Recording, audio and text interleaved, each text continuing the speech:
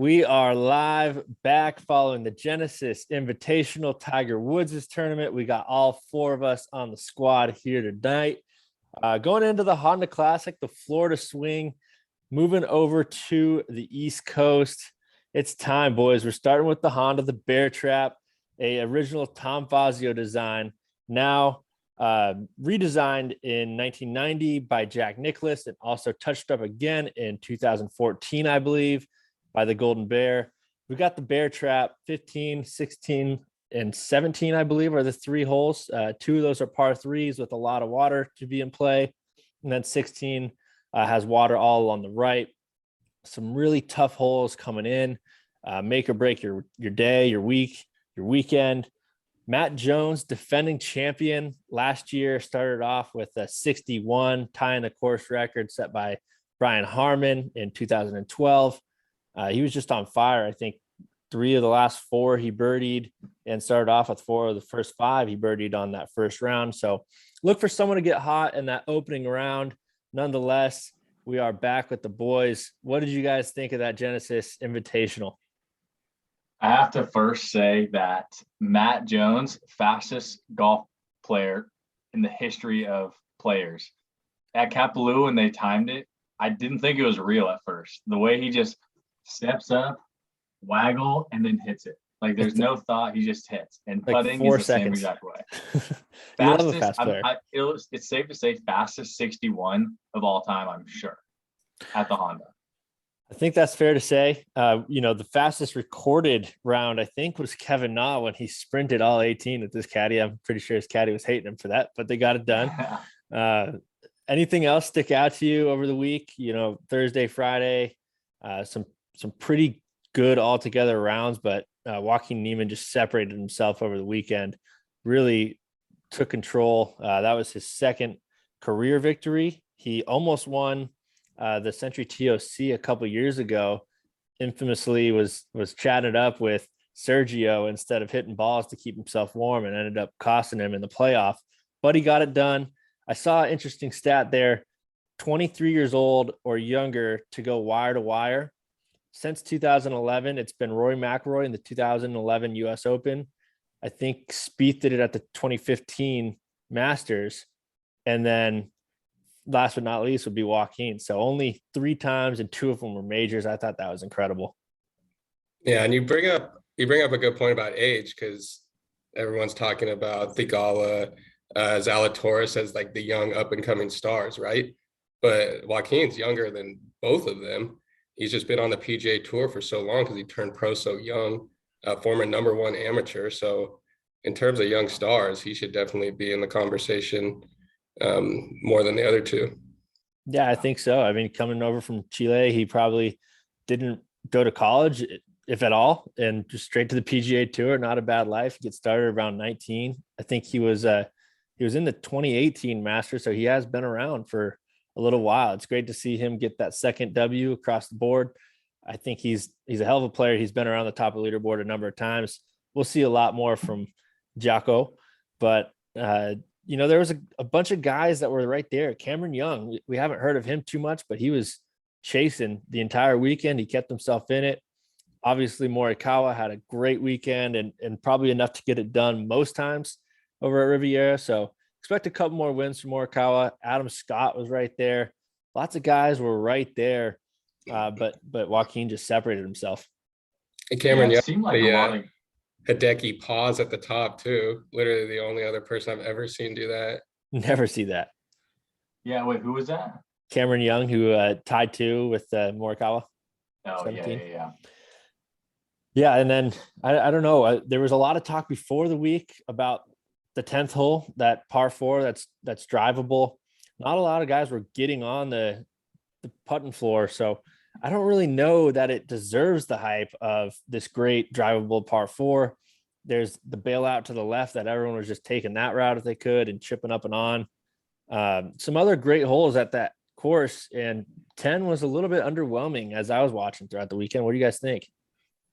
That actually brings up an interesting point. I was listening to a podcast with Max Homa, and he's like, it's either like the best short par 4 in the world or the worst, because you kind of just like throw it out to the left. Nobody wants to miss right. Even if you're in that front bunker, you're pretty much done. It's pretty much impossible to stop it on the green. But he pretty much described it as he's trying to play for a 4, which for a PGA Tour player on a drivable par 4 is pretty rare. And then if he happens to end up with a good drive, then maybe he's going for a 3. But I mean, you saw with DJ hitting like 4 bunker shots on one hole. There's definitely a big number out there. Yeah, I also, what I don't like about the hole is, and this is, I guess, a preference, like that's not a driver hole. That's all the pros are hitting 3-wood. Like it's not a true driver. I mean, I guess a drivable par 4 doesn't mean it has to be driver, but you think like the risk reward is you're going to take driver because you have the length to get to it, or you're going to lay up. And it's weird to hear Max say that he's playing for 4 when you could take a 6-iron off that tee, be 100 yards out. And I mean, those guys are perfect from, not perfect as a Tiger stat said, from 120 yards out, he hit the green like what, 80% of the time, which is still wild to think. But I mean, put it within 5 feet, from 100 out. I'll be interested to hear G's take on this, because JT notably, he only played the layup all 4 rounds. So he didn't go for it once Thursday to Sunday, and it worked out well for him. He was right up there in the top 10. He never birdied it though. I mean, I barely saw any birdies on the hole as is. For me, playing the layup was probably the smart call, because most of the guys ended up being long left in the rough, having a hard chip shot, not sure what the ball is going to do out of the rough. Now, there were a lot of good plays, but again, to roll that putt and get a birdie, didn't see it a lot. The 4 was the play, and JT just played the hole how it should have been played.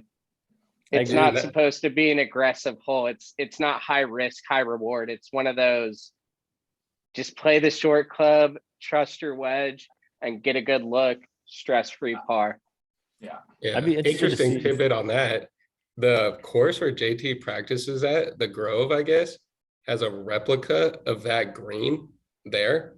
And he was literally practicing like the 60-yard shot over and over again because he knew he was going to lay up the whole time. That's awesome. Like Max was saying, like even the layup, like it's almost impossible to hold that green unless you have the kind of skill that JT has. And where they put the pin location on Sunday, like laying up, unless you hit just an absolutely perfect shot, you're pretty much rolling off the back into the back bunker. And then it's a tough up and down from there. Like, I don't know if you guys saw the broadcast where they have all the stats on where people make birdies from. Yeah. But like it goes from like 20 something percent to 50 or 60% if you just hit driver or hit it up near the green versus laying up. And I saw it on Sunday. JT walked off the exact pace from the pin back to his ball. I think it was back like at 80, but it might have been 60. Yeah.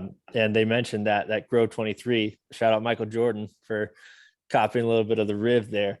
But that was really cool to see JT. He knew that shot. He knew what he was doing. So he went and stepped it off to the exact number, wanted to trust it. And like we've been saying, that is a marble dance floor. You have to be precise. We watched Cameron Young, drop a stroke at an inopportune time just by coming up short. He, it doesn't look good to the amateur eye when you see a guy right in front of the bunker fly one short into the bunker, but it's because he had to land it just over the bunker to be able to have a shot of sticking that green and holding there.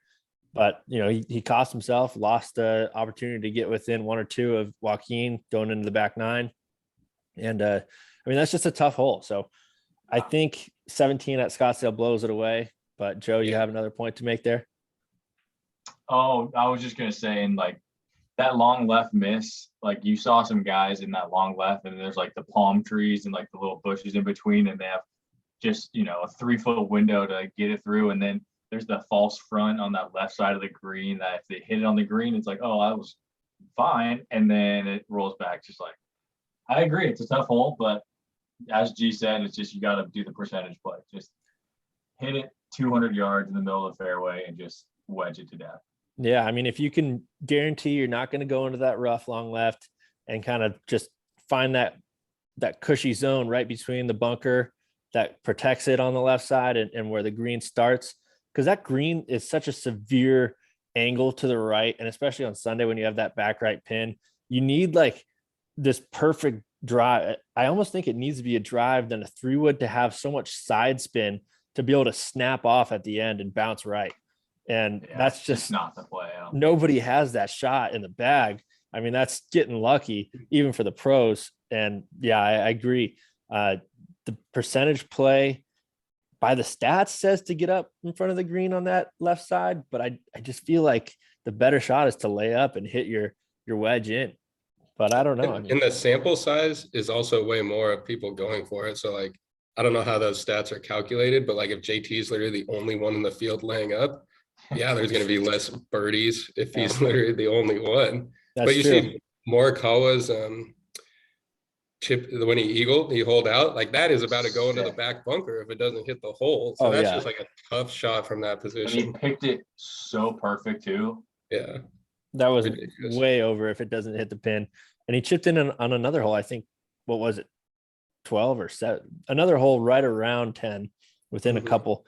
But yeah, it's just all those greens are impossible to hold. When I was watching on Thursday, I thought the 4th hole, that par 3, that was I think around 2 to 220, that was going to be the hardest hole all week. I thought. I mean, those guys were hitting it way off to the right, and it would come all the way down that hill.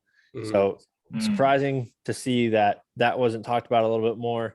I would like to see the stats on the holes. What was playing the most over par for the week? But That's an interesting hole because if you land it on the green, rolling off the back, but if you land it in the fringe, like a few feet short of the green, it just stops because of that Kikuya grass or whatever. So it's pretty much impossible to get it close. Did we see if anybody went in the bunker in the middle of the green?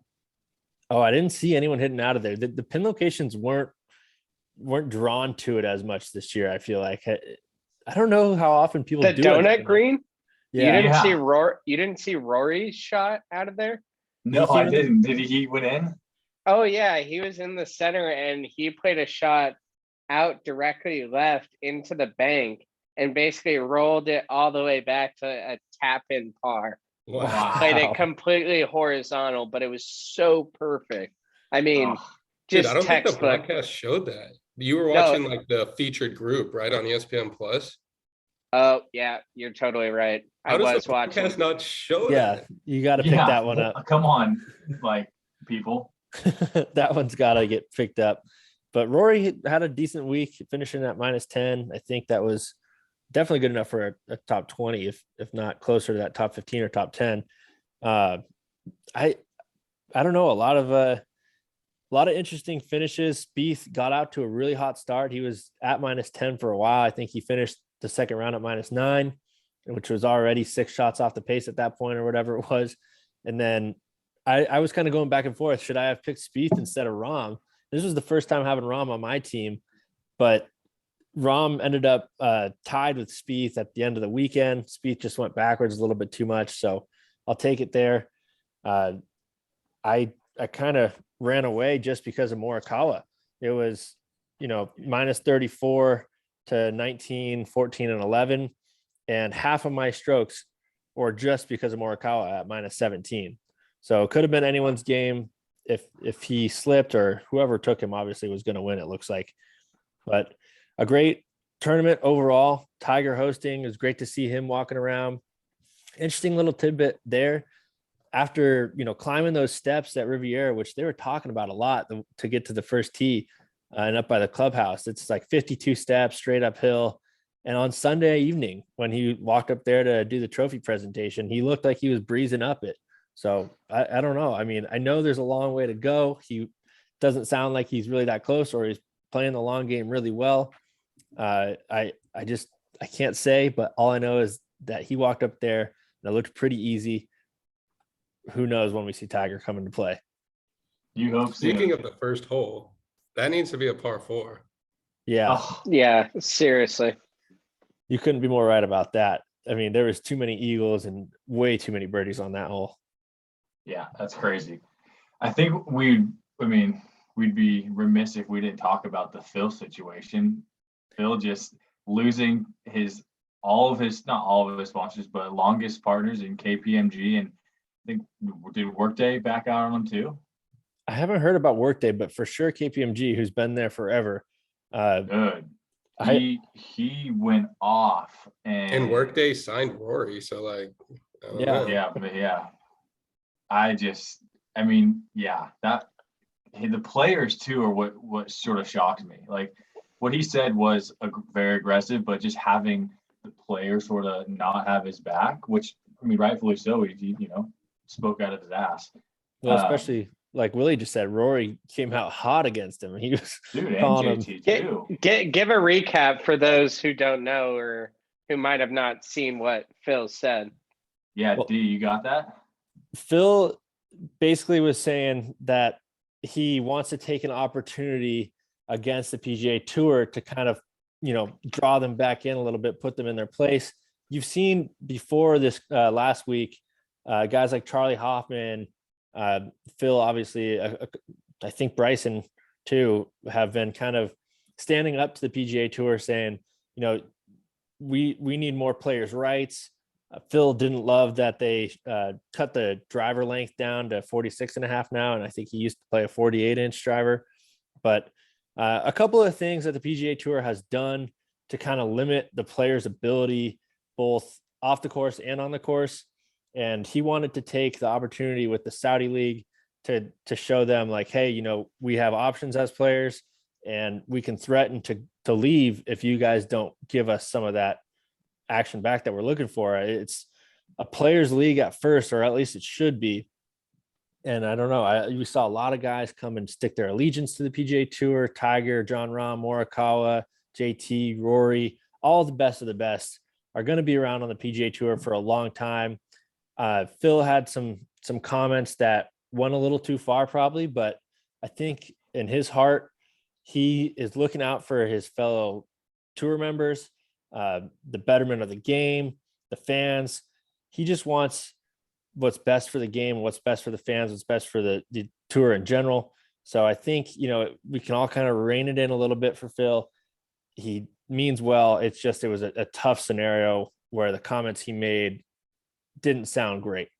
And he was a little bit back in the Saudi tour, but he's been a career PGA Tour guy. He's got to be thinking what's best. And I know he came out in his apology and said, I just want what's best. So a lot to unpack there. We could really dive into it, but I think all that needs to be said is the PGA Tour's players, the best players, are sticking on the PGA Tour. Phil apologized for speaking out of place a little bit. And who knows what the future of the Saudi Tour is after Phil, DJ, and Bryson, who look to be their main stars that might be going, are all out. They all declare their allegiance to the PGA Tour. We should be happy with that and go from there. I don't know. Rory's comments on Phil were a little bit strong.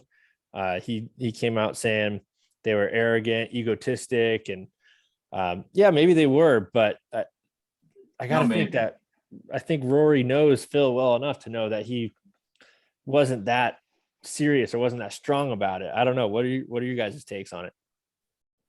There was one. I'm with the players. I think Phil. You just don't know someone's intent. Like, yes, Phil's issued an apology now, but like we didn't know like his intent. Like before that apology, we thought his intent was to, go over to the Saudi tour, bring as many players to the Saudi tour. We didn't know until this apology that he was, just trying to do this for, to better the PGA Tour and all these things that we now know in his apology. In the future, in the present, it was why is he saying all of this? Like, and the players didn't know it. And so I think it's, tough scene for Phil, but I mean, he's a legend of the game. He'll get over it, but I think the comments were apropos. Yeah, it's definitely a tough scene for Phil right now. And even Bryson and DJ didn't come out and say like, I'm back, I'm on the PGA Tour until Phil's stuff kind of blew up. So like, if that wouldn't have happened, I don't know if they had plenty of opportunity before that happened to come out and say that. So I think what happened with Phil definitely changed their intentions. And something that's really interesting that Phil said that could lead to possibly maybe a suspension on the PGA Tour, whatever it might be. He did say he's going to take some time away. So who knows what that means, but and this came from Alan Shipnuck's a little snippet from his upcoming biography that him and 2 other tour players paid lawyers to write the operating agreement for the Saudi Yes. Golf League. So in like the PGA Tour handbook, there's like a weird interpretation of conduct that's detrimental to the PGA Tour. I think writing an operating agreement for another rival tour might fall under that. So that was something that was really interesting. It sounds like it was pretty serious. And then with all most of the top players sticking on the PGA Tour and all the backlash that Phil got from his recent quotes, kind of changed the tides on the Saudi Golf League. Yeah. I think you're right. There was a lot of shifts just this weekend about, that whole tour, and maybe Phil's comments kind of put the nail in the coffin for it a little bit, but that wouldn't be the end of the world, especially for most guys who have been following the PGA Tour and people who've been playing on the PGA Tour a long time. We'll see. I really don't know if the Saudi League will go on, but it seems like they have too much invested in it already to shut it down completely. And they're supposed to have a big announcement. Well, they were supposed to when they had 20 players sign on, which they said they got to that number, and they were going to announce something during the Players Championship week, which is not this next weekend, but the following March 10th to 13th. So keep an ear out for that. We'll see if there's any traction. But, I think Phil's comments were just about enough. And then, of course, you had a lot of people declaring their allegiance this weekend. I don't know why this weekend otherwise would have been such a big weekend for everyone to come out about it. Golf Channel today literally did it. They were just showing clips from all these different PGA Tour golfers like Billy Horschel, Lucas Glover, a bunch of other people just asking about the Phil comments. And they were all like, Phil's a legend. He's done a lot for the game, but these comments were pretty out of whack. And I don't think many PGA Tour players were too happy about it. One thing that Phil said was he called the Saudi personnel scary MFers. And I'm trying to find something that, really solidifies the his walk back was, I use words I sincerely regret that do not reflect my true feelings or intentions. And I'm just trying to find anything else that kind of He also would go used on that path. like along those lines of like they're scary MFers. Like he also used he just threw in like murdering gays too, and like just like weird, like that's like what, Phil? Like what are we saying right now, bro? Like Yeah. It's All too the much. this human is rights like issues. like this is not golf related, man. Like we know, there's a small, population of those people that definitely do that, but like why are we bringing this into the golf like world? Like that's just so. It's also, Yeah. the Saudi League was going to be mostly played in America. It's still basically an American tutor just backed by Saudi funding is what I've gotten from it. I mean, there's going to be a few tournaments over there, but they already go to Dubai and the UAE for tournaments during the fall and winter. So I don't really know that. And Phil probably knows more than we do sitting here about Obviously, who is backing it and where the money is coming from.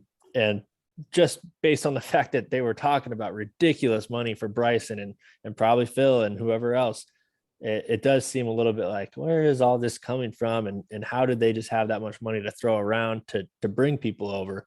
The PGA Tour doesn't pay players to be on the tour. They pay them for the events they get into and how well they do on those events. So very interesting to see what happens next. I think we got a couple weeks to find out more. But it was interesting that during the Genesis, this is Tiger's event. Maybe that was part of it too. There's so much to talk about with Tiger, and we're kind of getting to a repetitive stage.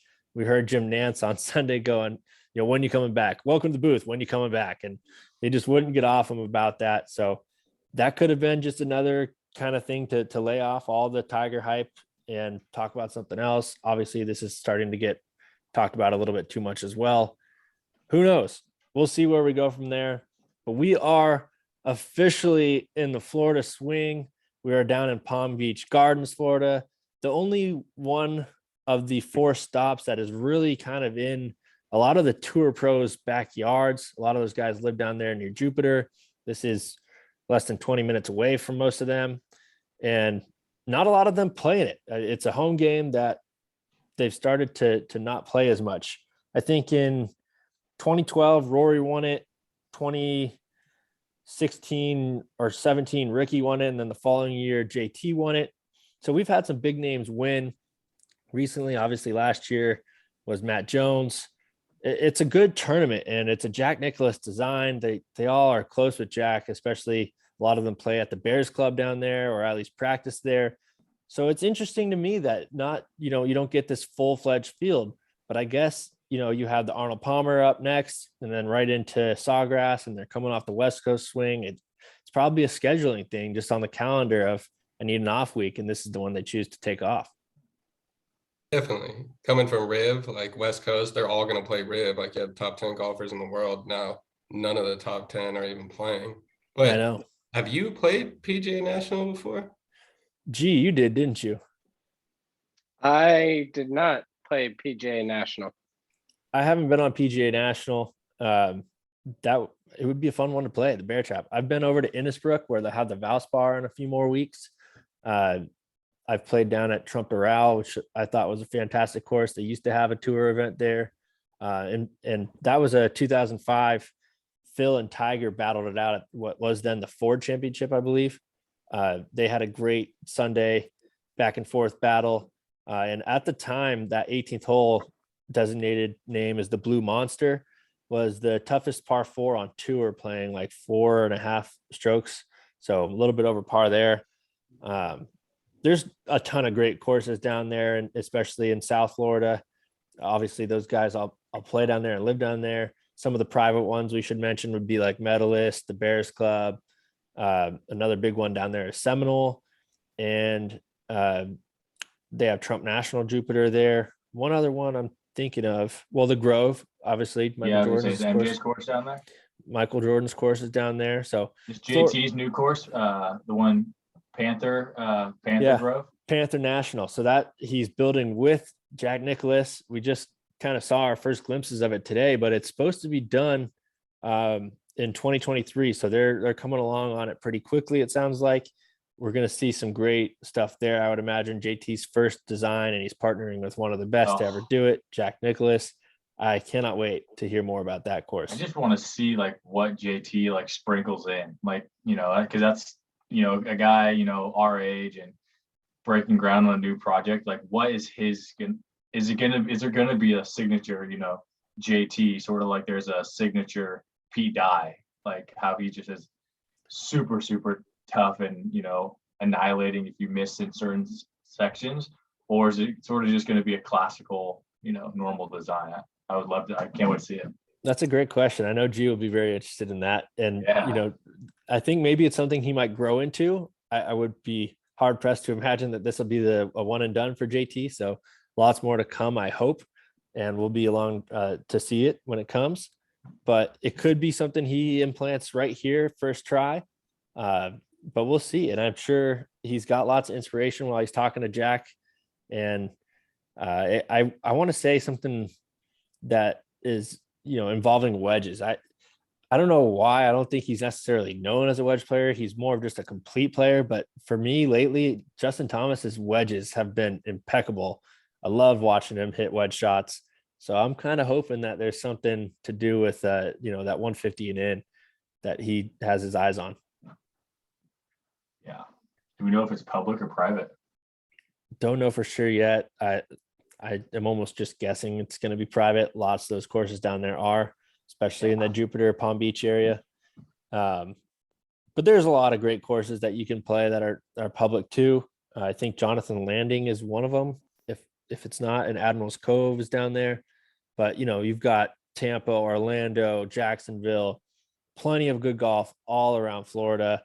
It's always a fun Florida swing. I was actually kind of surprised that there's really only 4 tournaments they play down in Florida, between this, the Players Championship, the Valspar Championship over in Tampa, and then Arnold Palmer's Bay Hill. So they hit all 4 spots between Southeast Florida, the Miami, Fort Lauderdale, Jupiter, Palm Beach area, then up to Sawgrass, which is Jacksonville.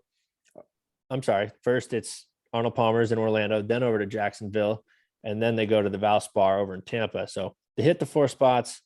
Really great golf courses, all 4 of them. And we should get a pretty decent field at Orlando for the Bay Hill Arnie's tournament.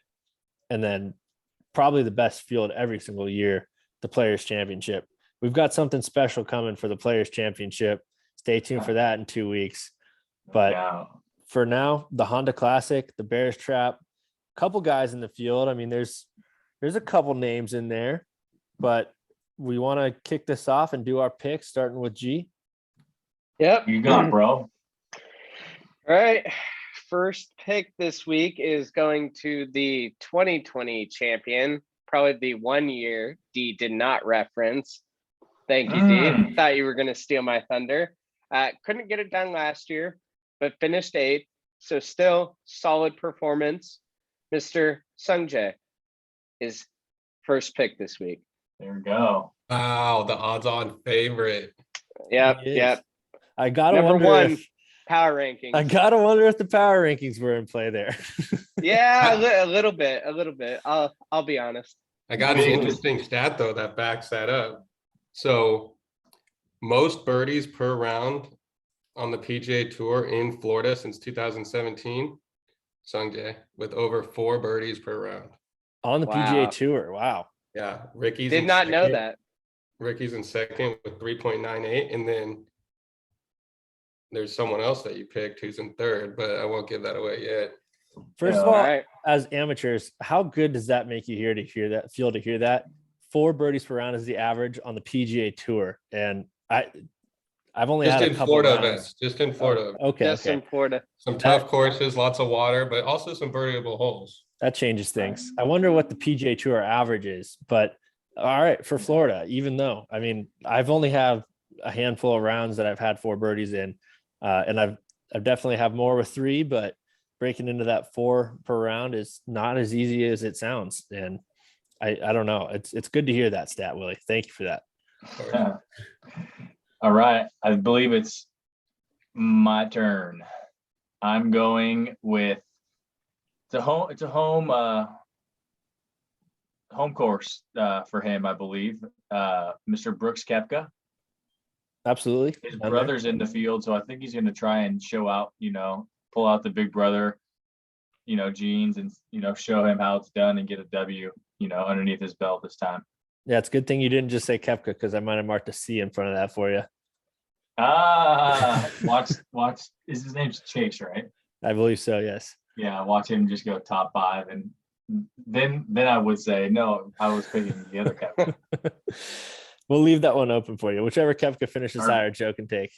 Oh wow, 11. Big week for Garrett and I. We're tied currently for second at 16, or it's at 16 points a pop. 16. Yep. 16 Yeah, a pop. so we're going head to head this week. So I appreciate that little gift. For the Look, Koepkas. Willie is only a first place finish with the winner picked away from being in second or third place alone. So we got to look out for that. It's one good week away, and we know Willie can get a high hand quick. Willie, with the third pick, who are you going with? Yeah, I need a good week for sure. I mean, literally picking probably the safest thing of all time with DJ at Riviera last week, misses the cut. So I'll go with another, what I think is a safe pick, and that's Louis, who is just about one of the steadiest players on the PGA Tour, a favorite of our buddy G over there. He thought he was going to slip to the second round, but I wasn't going to let that happen. So I'm going with Louis for my first round pick. It kills me, Will Dog, but yeah, he's gonna definitely probably win this thing, no doubt in my mind. Probably like 6 birdies each round. He's gonna kill it. He's firing right now too. The 6 birdies per round, if he can do it this week, he might just overtake Sungjae. Who knows? But I will be taking another local boy. The home game models, the projections are off the charts here. Returning from a back injury. I'm not even quite sure the last tournament he did play, but the guy is pretty solid overall. A couple wins on tour, lives in the area. I've heard great things from guys like Kevin Kisner or Colton Oast, I think, on the Subpark podcast. They talk about this guy in those off week or weekday games that they play with the touring pros. Daniel Berger, really looking for him to come back from his rib injury and just be right out the gates, because that guy can play. He's usually always around the top of the field, top of the leaderboard when he is in the field, and looking for him to come out hot. Yeah, There we go. great pick. He loves Florida. Yeah, good pick, D. Good pick. Good pick. All right, second round now. Second round again. All Over right, to here we second go. round. Here we go. Here we go. All right. I'm going with Mr. Gator himself, Billy Horschel. Not much to say here. Team Titleist guy. You know, I think Billy is an emotional player. I think being in Florida, being in his home state, he'll be in good vibes, and we'll see if that can bring him to a top 10, top 5 finish. Has he won at the Yeah. Honda Classic? I think he has. I don't know off the top of my head. For some reason, I have this image of him, coming down the stretch and winning at PGA National. But we do know he's a proven player, FedEx Cup champion, and he was in the final at the Austin tournament last year, the Dell Match Play, I believe. So, I mean, the guy can play, no doubt about it. Billy Horschel should be a great pick here, especially in Florida. Go Gators, Gainesville. But Joe, who you going with? You know, I wish I knew who I was going with. I just texted the group chat asking who my second pick is. Well, I've got you. My goodness. I think this guy. I think this yes, guy won. I apologize. This is one of my favorite guys on tour. He's, he presents himself in the YouTube golf scene quite often, and I like him. So I'm bummed out. I forgot who I forgot I picked him, but yeah, Keith Mitchell. He's in good form. He played well at Pebble and played decent at the Waste Management Phoenix Open. And so I just think, good solid player. So I'm picking him. 2019 Honda Classic winner, Mr. Joe. Yes, and he likes this track. That's right. His only Indeed. win, right? Is that his only win? It might just so. be. But Oh, we've seen him with Garrett and Grant over at Good playing in South Carolina, I think. Yeah, with Scotty's next pick. Oh, Yeah. Speaking of, second round pick for me, definitely featured on Good, buddy with Keith, is Grayson Sigg, rookie on the PGA Tour, killed it on the Corn Ferry last year. Picked him, I think, in my DraftKings at Pebble. He did pretty well. I mean, I think he's a good young player. Just kind of looking for an out of the box pick because all the Vegas odds on favorites I've been picking every week just haven't been cutting it. So looking to mix it up a little. I think we'll find something, Louis, with Louis and Sig. And I'm looking at your third pick, who should be pretty solid too. So I'm gonna go with the last week winner. Don't always think this works out, so kind of taking a chance on it.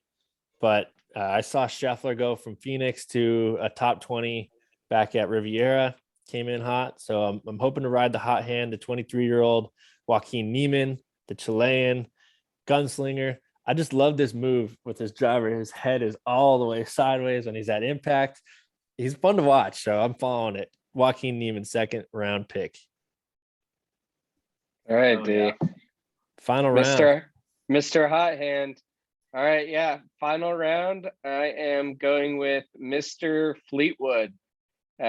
Finished fourth here at PGA National in 2018 and third in 2020. So some top 5, top 10 finishes.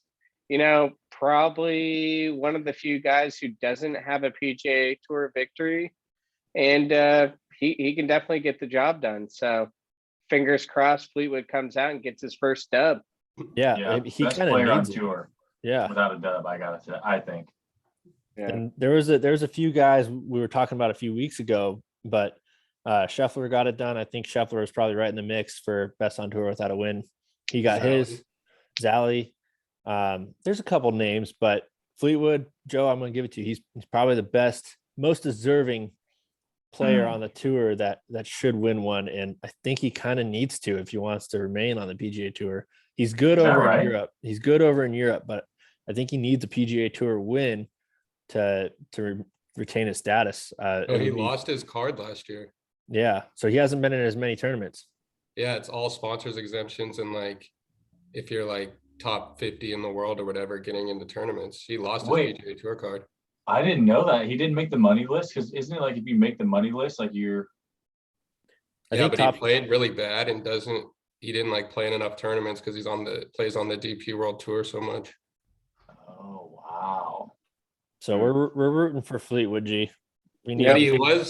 he was third on my list in that average birdies per round in Florida stat. So he that likes to bodes play down well. there. Pulling for him. I'm going We shall see.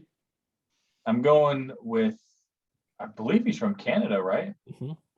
Yeah, I'm going with a Canadian, Mackenzie Hughes. I don't know a lot about the guy. I know he's a young hitter, and I hope his game's on. He was right there at the U.S. Open, and it was cool to Yes, see that's him right. come in on Sunday with his family and celebrate Father's Day with a young child, if not too young child. But he was right there at the U.S. Open. He's been around, and he's looking for a breakthrough as well. So we'll see about the Canuck.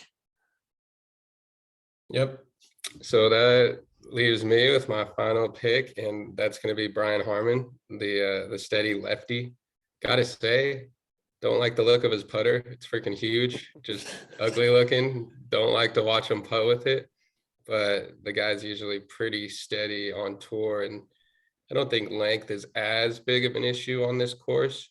So I'm hoping he can give himself some good lucks and use that big ass putter to make some putts. Yeah, Do it we know seems what it is? I The think putter. I think it's a Scotty, but it is freaking huge. just a big old mallet. Yeah, but like Adam Scott style mallet, but like double the size. Adam has a different putter. He had a different one at Rib. It was like same length, but like a blade. Yeah, he did bring out a new putter. I saw that. You see, it looked like literally like the Tesla like chrome truck, but like Yeah. putter version. Yeah, I had like the wings on the back. Yeah. Well, I think Brian Harmon, he's, when he's on, he's on. He's at the top of the leaderboard if he's hanging around. So we'll see. This could be a week where he's a top 5 finisher. I would maybe even sprinkle a little bit of cash on him for a top 5, really, if you're feeling good about it. Yeah, we'll see. We'll see. With the 12th and final pick, I went first round, a home game projection, guy that's just coming back to the tour, and Daniel Berger. I followed up Joaquin's dominant performance at Riviera, bringing him over to Florida, see how he handles it. And so defending champion from last week to defending champion from last year at this tournament, Matt Jones. He won it by 5 last year. He had that, course record tying first round, 61. He's one of those guys where Joe was mentioning last week that, Tringali or someone that's always just popping off in the first round, and we never pick him, but this is Matt Jones. I think this is probably my second or third time picking him in our game over the last year, but he's defending champion. He went to Arizona State. He's an Aussie. There's reasons to like him. He plays extremely fast. I'm sticking with Matt Jones this week. Hopefully he does well. Defending his title at the Bear Trap. We shall see. Very interesting, though. I don't know how to feel about a guy that's just coming off injury, a guy that just won last week, and a guy that's defending his title. So we'll see. But in all fairness, if I don't win this week, hopefully I'm setting myself up for the Arnold Palmer next week. We'll see. Oh, Those are all solid picks. Honorable mention. Saw him popping up over all those Florida stats I was mentioning. Didn't add him to my team, just 3 picks can only do so much. But my boy Bezzy, Christian Bezadenhout. I love that guy. Guy loves the Florida swing. Seems to always be popping up over leaderboards. So could be adding him to a DraftKings or maybe a top 20 bet here. Little note, look for him at the Scottish Open later in July. He was fire last year. I think he likes that link style. So we shall see. But we got our 3 picks in for the Honda Classic, a little recap of the Genesis. A lot to talk about on that 10th hole, which was really fun. And, we've got some good stuff coming up. I'll be heading out to Scottsdale next week, do a little bit of golfing down there, heading back to the Bay Area, hopefully a couple more rounds.